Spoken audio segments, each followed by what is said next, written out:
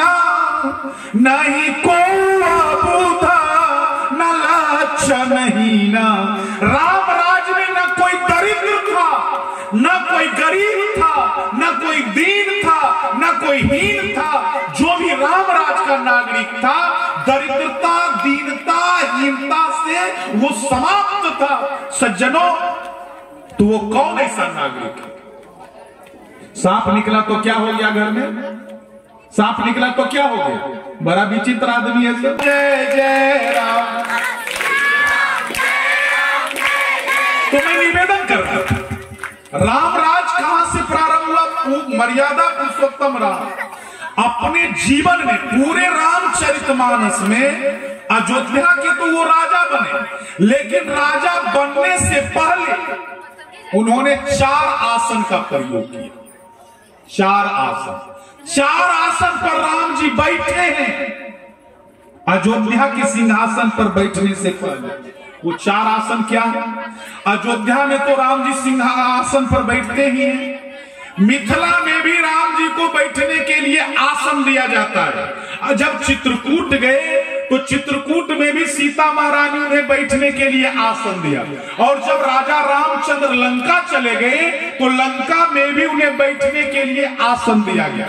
लेकिन ये जो 4 स्थानों पर आसन है, 4 आसन, इनका नाम अलग अलग है, एक नहीं, 4 आसन। बद करके राम जी अयोध्या लौटे तो गुरु वशिष्ठ ने सारे ऋषियों से कहा, सवधि जदि हरसि अनुशासन, रामचंद्र बैठा ही सिंहासन। शासन पर बैठते हैं, उस शासन का नाम क्या है? सिंहासन।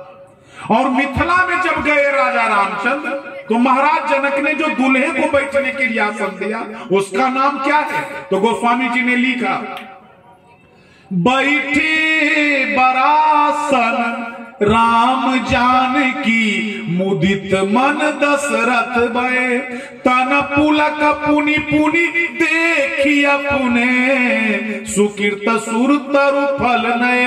दूल्हे को जो मिथिला में दिया गया है आसन, उसका नाम क्या है? बरासन। चित्रकूट जब गए तो सीता महारानी अपने हाथों से आसन बनाती है।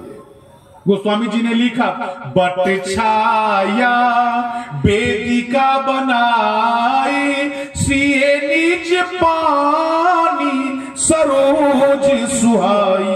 सीता महारानी पूस का आसन बनाती है। तो चित्रकूट में जिस आसन पर राम जी बैठते हैं उसका नाम है कुशासन। और जब राजा रामचंद्र लंका में बैठे ना, तो लंका में तो वो बिना निमंत्रण के गए थे। रावण ने क्या राम जी को बुलाया था लंका में?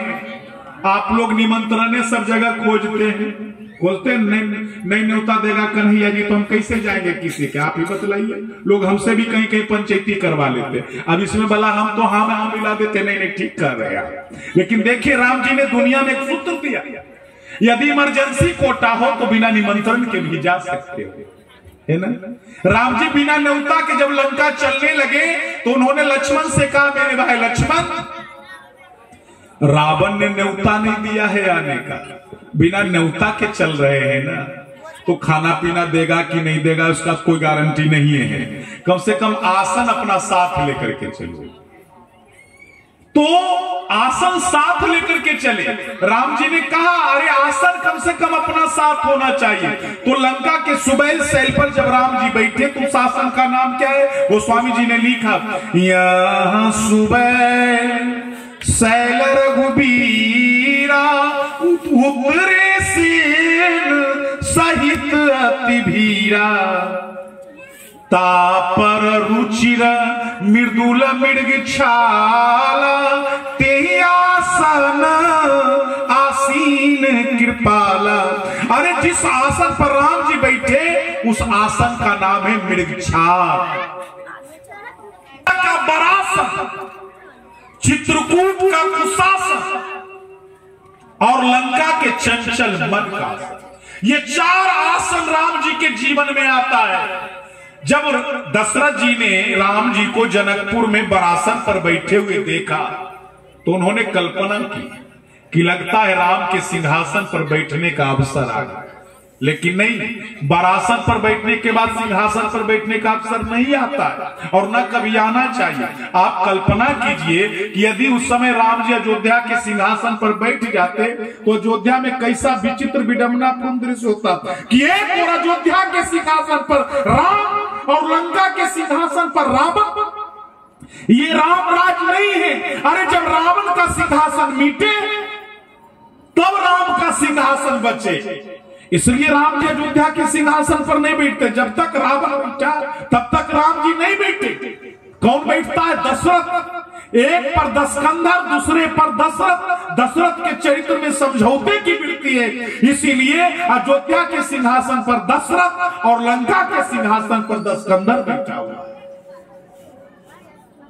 जब लंका के सुबह शैल पर गोस्वामी जी ने देखा ना राम जी को बैठे हुए, तो गोस्वामी जी ने दोहा लिखा, एक लाइन लिखा। क्या लिखा? धन्य तिनरा यही ध्यान जय रहत सदा लैलीना। वे प्राणी धन्य है जो भगवान के स्वरूप में डूबे रहते, जो डूबे रहते।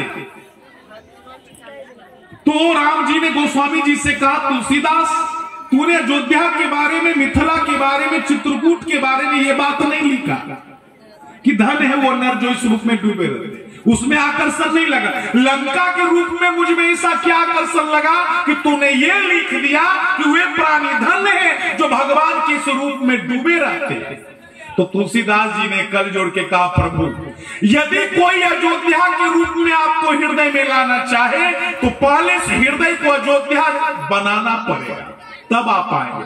और प्रभु यदि मिथिला वाले दूल्हे के रूप में आपको कोई हृदय में लाना चाहे तो पहले इस हृदय में मिथिला जी से रस की सृष्टि करनी होगी, तब आप आएंगे। और महाराज यदि कोई चित्रकूट वाले रूप को हृदय में लाना चाहे तो पहले हृदय को चित्रकूट जैसा अचल बनाना होगा, तब आप आएंगे। लेकिन महाराज जब मुझे ये पता लगा कि आप लंका में भी चले आते तो मैं खुश हो गया, इसलिए क्योंकि लंका बनाने की जरूरत नहीं है, लंका तो हमेशा हर जगह बनी हुई रहती है। इसीलिए मैंने लिख दिया कि धन वो पुरुष है जो भगवान के स्वरूप का ध्यान करता है।